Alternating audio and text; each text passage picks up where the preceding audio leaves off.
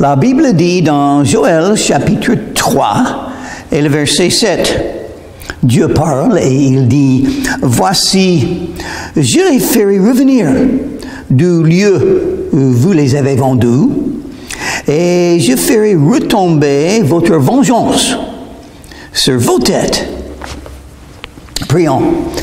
Merci Seigneur que tu connais l'avenir et merci pour nous partager, pour nous enseigner ce qui va arriver dans l'avenir. Et merci pour le salut parce que tu es saint et tu es le juge et le jugement vient. Donc merci Seigneur Jésus que tu es mort pour nous. Dans ton nom je te prie Jésus. Amen. Donc le dernier chapitre de Joël, Dieu parle beaucoup de ce jugement qui vient. Ça va arriver. Dieu est le juge. Il est saint. Nous sommes des grands pécheurs. Il doit punir les péchés. Il va le faire. Soit vos péchés sont punis dans Jésus et grâce à sa mort sur la croix. Sinon, si vous rejetez Jésus, c'est vous qui allez payer le prix de la justice.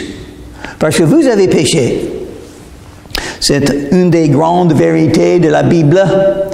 Tous ont péché et sont privés de la gloire de Dieu. Romains chapitre 3 et le verset 23. C'est un problème pour moi et pour vous. Les péchés. Dieu est là, il voit tout, il sait tout. Tout ce qu'on a fait, il a vu. Et il est le juge. Qu'est-ce que ce juge va faire? Il va punir. Il va punir les péchés. Il ne veut pas punir les êtres humains. C'est pourquoi il a envoyé Jésus. Car Dieu a tant aimé le monde qu'il a donné son Fils unique, afin que quiconque croit en lui ne périsse pas, mais qu'il ait la vie éternelle. Jésus est l'Éternel. Il donne la vie éternelle, il veut le donner, mais il nous a donné le choix. Il offre la vie éternelle. Il frappe à la porte du cœur. Et c'est à nous de décider. Oui, j'aimerais bien être sauvé. Je comprends que le jugement vienne. Je comprends que Dieu m'aime beaucoup. Et j'aimerais bien connaître cet amour éternel de Dieu. J'aimerais bien avoir le pardon des péchés, le salut, la vie éternelle. J'aimerais bien aller après la vie au paradis au lieu de l'enfer. Donc moi, je viens à Jésus. Je crois en Jésus. Ça veut dire se confier en Jésus. Je me confie en Jésus pour me sauver. J'ai fait ça il y a 56 ans. J'étais à genoux devant Jésus-Christ. J'ai invoqué de tout mon cœur qu'il me sauve. Il était là. Il a fait. Donc je suis un des heureux, des bénis, des vrais croyants. Et heureusement, Dieu est miséricordieux. Il veut vous donner le pardon des péchés. Il veut vous donner son amour. Mais il vous a donné le choix. Il faut choisir. Il faut choisir Jésus et venir à lui. C'est Jésus qui sauve, pas la religion, pas l'Église, pas un prêtre, pas moi, pas Marie, pas des anges. C'est Jésus-Christ qui est le Sauveur. Il vous sauvera. Quiconque invoquera le nom du Sauveur, du Seigneur, sera sauvé. Qu'est-ce que c'est le nom du Seigneur? Jésus. Qu'est-ce que ça veut dire invoquer? Prier. Il faut parler avec Jésus, sincèrement. Et il entrera en vous. Il vous donnera la vie éternelle. Il vous pardonnera vos péchés, parce qu'il est le Sauveur. Il est l'expert à pardonner les péchés. Il aime pardonner les péchés de ceux qui viennent à lui. Donc il est là. Mais qu'est-ce qui va arriver à ceux qui rejettent Jésus? à ceux qui disent non à Dieu, à ceux qui restent dans la rébellion contre Dieu, qu'est-ce qui va leur arriver? Et ils seront sur la terre. Ils vont voir Jésus revenir. Ils vont le voir sur un cheval blanc, selon Apocalypse chapitre 19. Ils viennent. Mais qu'est-ce qu'il va faire la deuxième fois qu'il vient? Il va juger. Il vient avec le jugement contre tous les méchants qui n'ont que la haine pour lui, la rébellion. Et donc il parle de ça. La vengeance est à moi. Et pourquoi Dieu nous a dit ne jugez pas? Pourquoi il a dit ça? Parce qu'il est juge. Nous ne sommes pas assez sages, assez intelligents. Nous ne savons pas assez de chaque personne pour juger. Et il est juge. C'est son boulot de juger le monde et il va le faire. Maintenant, il juge les croyants. Il châtie quelqu'un qui est un vrai croyant. Si on s'éloigne de lui, il y aura des châtiments pour qu'on puisse réveiller qu'il faut revenir à Jésus et continuer à le suivre et être droit avec lui, être honnête.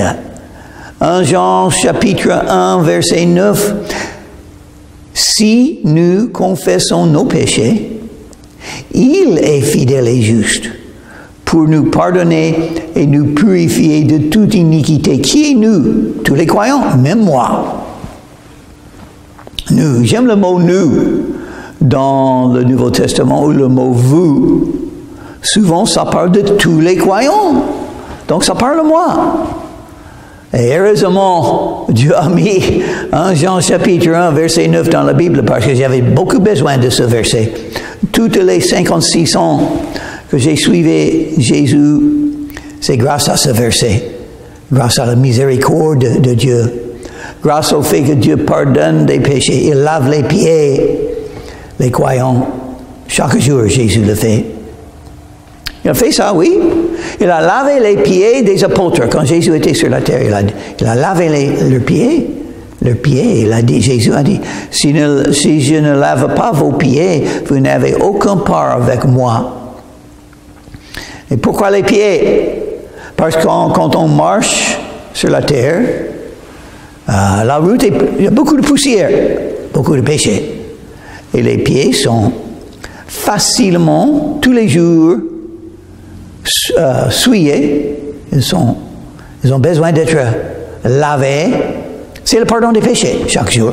Pas pour être sauvé, on a déjà ça, mais pour continuer à être en communion avec Jésus, à marcher avec Jésus, continuer à le suivre. C'est pas parce qu'on est assez fort, assez de foi pour le suivre, c'est parce qu'on a assez de sagesse pour s'examiner et reconnaître, dire la vérité. Oui, Seigneur, j'ai oublié à me confier en toi pour une chose. Oui, Seigneur, la chair m'a gagné pendant un moment et j'ai convoité quelque chose. Pardonne-moi.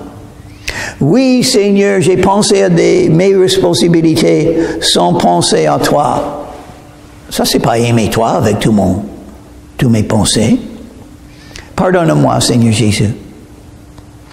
Oui, Seigneur Jésus, encore une fois, j'ai fait un péché selon mes mauvaises habitudes. Pardonne-moi. Et il le fait. Si vous péchez 1000 fois, 2000 fois dans une journée, sans limite, mais si vous demandez le pardon, vous allez pouvoir continuer à suivre Jésus cette journée sans les châtiments, parce que c'est vous qui vous examinez. Dieu n'a pas besoin de vous châtier si vous confessez vos péchés chaque jour, chaque fois qu'il faut. Ah, c'est bien ça. C'est bien ce principe spirituel. On peut toujours suivre Jésus grâce à lui, grâce au fait qu'il est miséricordieux. On ne suit pas Jésus. Je ne peux pas continuer à suivre Jésus parce que je suis assez fort pour le faire. Loin de là. Mais ça ne veut pas dire que j'ai une excuse de faire le péché. Non, parce qu'on récolte ce qu'on sème, on moissonne ce qu'on sème. Donc il faut faire attention. Heureusement, une chose est plus grande que ce principe, c'est le principe du pardon des péchés que Jésus donne à tous les croyants qui se confessent chaque jour. Mais, pour ceux qui ne connaissent pas Jésus, il a un avenir dans le dessein de Dieu. Un jugement. La vengeance appartient à Dieu et il va le faire. Il faut faire attention. Je vendrai vos fils et vos filles aux enfants de Juda, et ils les vendront aux Sabéennes, nation lointaine, car l'Éternel a parlé. Publiez ces choses parmi les nations. Préparez la guerre. Réveillez les héros qui vous approchent, qui montent, tous les hommes de guerre. Oh, une guerre? Dans l'avenir, il y aura une guerre. On va appeler la guerre d'Armageddon, la bataille d'Armageddon. Une grande bataille menée par l'Antéchrist, qui évidemment va venir en Israël avec une grande armée. Peut-être des millions dans cette armée, mais Jésus va tout détruire. Première fois que Jésus est venu, il est venu doux, gentil, le prince de paix. La deuxième fois que Jésus vient, il va venir avec le jugement, la vengeance, la punition, le roi des rois qui vient pour combattre une guerre. Et qui va gagner? Le Tout-Puissant et les êtres humains qui sont tellement faibles. Ah oui, c'est le Tout-Puissant. Jésus-Christ, il s'appelle. De vos oyaux, forgez des épées, et de vos serpes des lances. Que le faible dise, je suis fort. Ah, j'aime cette phrase. Que le faible dise, je suis fort. Mais moi, je peux le faire. Je suis faible, donc je peux dire, je suis fort. En Christ, par la foi en Jésus. La puissance de Dieu m'a été donnée. Fortifiez-vous pour la guerre. Le faible peut être fort. Le faible doit être fort, sinon il va perdre. La vie chrétienne, c'est une vie de guerre spirituelle. Comment on le combattra? Éphésiens chapitre 6 nous parle des armes spirituelles. Il faut très bien connaître ce chapitre, afin que vous puissiez être sûr que vous avez toutes les armes spirituelles dans votre vie quotidienne. Sinon, vous allez tomber. Vous allez perdre la guerre. Vous allez perdre les opportunités de servir Jésus. Vous allez vous éloigner de Jésus et de Dieu si vous perdez la guerre spirituelle. Parce que le diable, il veut que tous les non-croyants restent non-croyants et ne jamais connaissent Dieu. Il veut que tous les croyants deviennent faibles et tombent dans la guerre spirituelle pour ne pas porter du fruit pour Jésus, pour ne pas gagner les couronnes. Donc on ne peut pas perdre son âme, mais on peut perdre beaucoup, les croyants. Il peut perdre le dessein de Dieu pour leur vie. Il peut perdre tous les fruits que leur vie portera. Il peut perdre les couronnes que Jésus veut vous donner au jugement des croyants. Beaucoup à perdre. Il peut perdre les avantages et les récompenses que Jésus veut vous donner dans le royaume des cieux. Parce que Jésus va partager son royaume avec ceux qui sont fidèles jusqu'à la fin. Mais il a beaucoup à perdre. C'est une guerre spirituelle. Mais heureusement, Dieu dit, le faible peut dire, je suis fort. J'espère que vous êtes fort, par foi en Jésus. Hâtez-vous et venez, vous toutes, nations d'alentour, et rassemblez-vous là, ô Éternel. Fais descendre les héros. Dieu contrôle tout. Toutes les choses qui vont arriver dans l'avenir, quand l'Antéchrist est là, c'est Dieu qui contrôle. L'Antéchrist va penser qu'il contrôle, mais non, c'est pas lui, c'est Dieu. Dieu prépare pour la bataille finale, Armageddon. Et ce sera la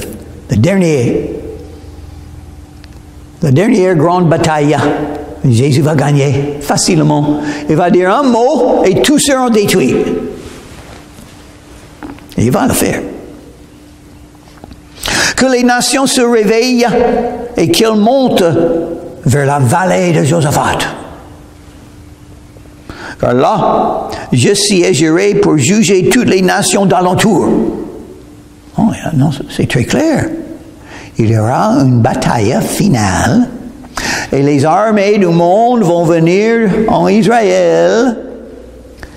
Je crois que pour détruire Israël, pour faire ce que Hitler voulait faire, parce que tous les Juifs seront en Israël à ce moment. Il ramène les gens, les croyants, les Juifs en Israël. Le peuple de Dieu, les descendants d'Abraham, vont revenir de plus en plus en Israël, seront tous là, fin des temps, et Apocalypse aussi, chapitre 14, parle de cette bataille finale. Je regardais Apocalypse chapitre 14, verset 14. Je regardais, l'apôtre Jean a dit, il a vu l'avenir. Dieu sait l'avenir. Il peut le manifester à qui il veut. Il a manifesté à l'apôtre Jean dans une vision. Jean a vu l'avenir comme un film. Et il a écrit ce qu'il a vu pour nous. Je regardais et voici, il y avait une nuée blanche. Et sur la nuée était assis quelqu'un qui ressemblait à un fils d'homme, Jésus. Et on sur sa tête une couronne d'or, le roi des rois. Et dans sa main une faucille tranchante. C'est le moment pour la moissonne des âmes perdues. Et un autre ange sortit du temple, criant d'une voix forte à celui qui était assis sur la nuée. Un ange va parler avec Jésus et va dire, lance ta faucille et moissonne, car l'heure de moissonner est venue. La moissonne de la terre est mûre. Quand est-ce que ça va arriver? Quand Dieu décide. Quand il décide. C'est assez maintenant. Assez de péché, assez de violence, assez de haine. Maintenant, je vais faire la moissonne. C'est pas la même moissonne qui se passe maintenant. Il y a une moissonne qui se passe maintenant. La moissonne des âmes. La moissonne est grande, mais il y a peu d'ouvriers. Jésus parlait de la vie présente. Qu'est-ce que c'est la moissonne? La moissonne des hommes. Tous les non-croyants, il faut les chercher, il faut les convaincre, il faut rendre un témoignage afin qu'ils puissent écouter l'Évangile. Il faut annoncer l'Évangile partout dans le monde. Jésus a dit, allez dans tout le monde et annoncer l'Évangile à toute créature afin qu'on puisse avoir une moissonne des hommes qui peuvent entrer dans le paradis. Mais maintenant, c'est trop tard. Maintenant, en ce moment, fin des temps, sera trop tard. Celui qui était assis sur la nuée jeta sa faucille sur la terre. Jésus le fera. Il est le juge. Il est le juge qui fera ce jugement. Et la terre fut moissonnée. Tout d'un coup, quand Dieu décide, ça arrive. Quand il décide à faire quelque chose, ça marche. Parce qu'il est Dieu, il est le seul qui fait ce qu'il veut. Moi, des fois, j'ai des idées, ça serait une bonne idée, et ça ne marche pas. Et bon, là, je pas, j'ai un autre rêve, ça serait une bonne idée, je vais essayer de faire ça. Ça ne marche pas. Pourquoi ça m'arrive? Parce que je ne suis pas Dieu. Mais pas Dieu, pas pour Dieu. Non, Dieu n'est pas comme ça. Quand il décide à faire quelque chose, ça marche. Donc, il faut avoir confiance dans ta vie. Si Dieu veut changer quelque chose, il va le changer. Un autre ange qui avait autorité sur le feu sortit de l'autel et s'adressa d'une voix forte à celui qui avait la faucille tranchante, disant, « Lance ta faucille tranchante et vendange les grappes de la vigne, de la terre, car les raisins de la terre sont mûrs. » Et je vois dans la région du golfe de Saint-Tropez, dans la Provence, partout, il y a des vignes, des vignoles, partout. On conduit une voiture, beaucoup de vignes par là, des vignes par là. Donc les gens qui s'occupent des vignes doivent très bien comprendre ce passage. Au commencement de l'année, on prépare les vignes. Et on voit les petites choses vertes qui sortent. Et ça croisse. Et enfin, les grappes sont là. Et enfin, le jour pour la moisson. Et c'est celui qui s'occupe des vignes qui sait, ils sont intelligents, ils connaissent très bien les vignes sans doute. Ils connaissent, c'est le temps pour la moisson. Et Dieu fait la même chose. La terre, c'est les vignes de Dieu. Les choses sont en train de croître, de changer. Et le jour vient. Quand tout le monde dans le paradis vont voir la terre, ils vont dire, la moisson est venue. C'est temps pour moissonner. Et l'ange jeta sa faucille sur la terre.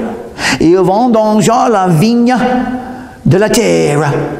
Et jeta la vendange dans la grande couve de la colère de Dieu. Est-ce que vous savez que la colère de Dieu est enseignée dans la Bible? Il est en colère. Contre le péché, contre ceux qui le rejettent, contre ceux qui ont mis Jésus sur la croix, toujours dans leur cœur, ils rejettent Jésus. Pourquoi Jésus a été crucifié? Il a été rejeté par les hommes. Donc, chaque personne qui rejette Jésus est en train de le crucifier encore, de jeter l'amour de Dieu, le pardon, la vie éternelle. Donc, vous avez le choix. C'est votre choix.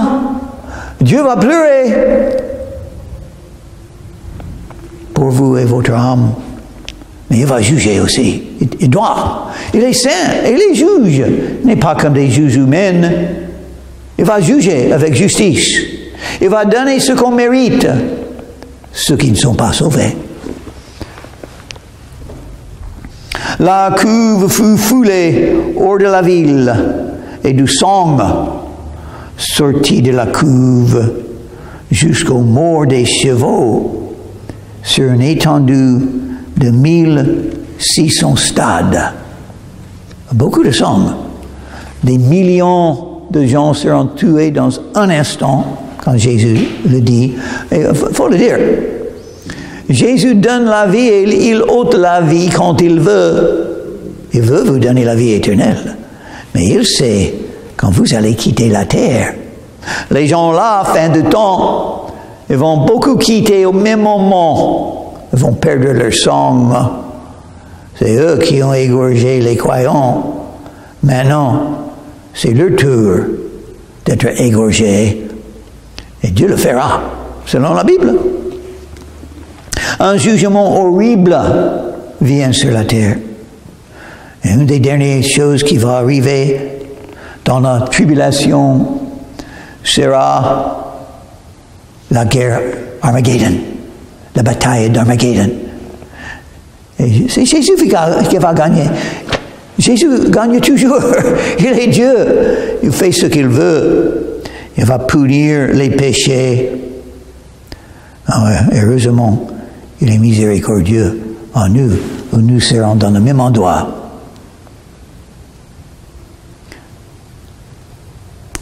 Que les nations se réveillent et qu'elles montent vers la vallée de Josaphat, car là je siégerai pour juger toutes les nations d'alentour.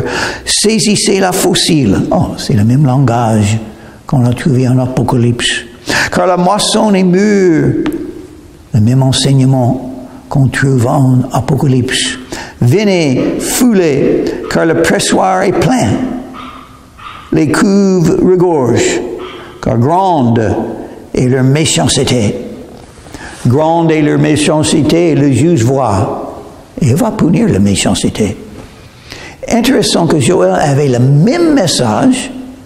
Joël habitait à peu près 600 ans avant Jésus-Christ. Donc, à peu près 700 ans avant l'apôtre Jean, Joël avait le même message qui a été donné à l'apôtre Jean. C'est une multitude dans la vallée du jugement. Car le jour de l'Éternel est proche dans la vallée du jugement. Pourquoi c'est écrit dans la Bible comme ça? Pour nous avertir. Je remercie le Seigneur, j'avais peur de l'enfer à l'âge de 19 ans. Une des raisons que je suis venu à Jésus pour être sauvé par lui, je voulais être pardonné, j'avais peur de l'enfer et je voulais un changement de vie et commencer à faire le bien. Donc je suis venu à Jésus et j'ai invoqué le nom de Jésus. Et vous aussi. Parce que si Jésus revient bientôt, si l'enlèvement de l'Église se passe aujourd'hui, ça peut se passer aujourd'hui. 7 ans après sera cet événement. Et si vous n'êtes pas sauvé, c'est vraiment possible, vous serez là, en train de juger avec les restes. Le soleil et la lune s'obscurcissent, et les étoiles retirent leur éclat, à cause de toute la fumée sur la terre, les bombes atomiques, les feux, les tremblements de terre, les choses horribles de la part des hommes violents. Et toute cette fumée, les volcans, toutes ces fumées dans l'air vont obscurcir le soleil et la lune. De Sion, l'Éternel rugit. De Jérusalem, il fait entendre sa voix. Les cieux et la terre sont ébranlés. Mais l'Éternel est un refuge pour son peuple.